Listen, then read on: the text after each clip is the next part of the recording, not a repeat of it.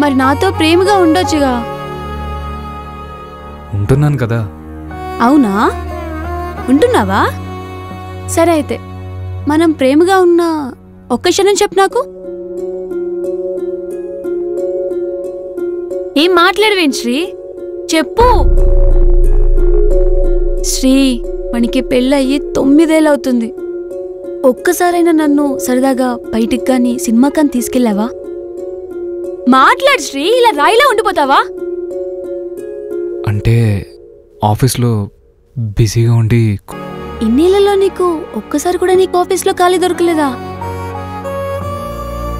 అంతెందుకు, ఇది ఇంత బాధపడుతుంది కదా అని ఒక్కసారైనా నన్ను దగ్గర తీసుకున్నావా? ఏం మాట్లాడవేంటి శ్రీ, ఇలా బండరాయిలా ఉండిపోతావా?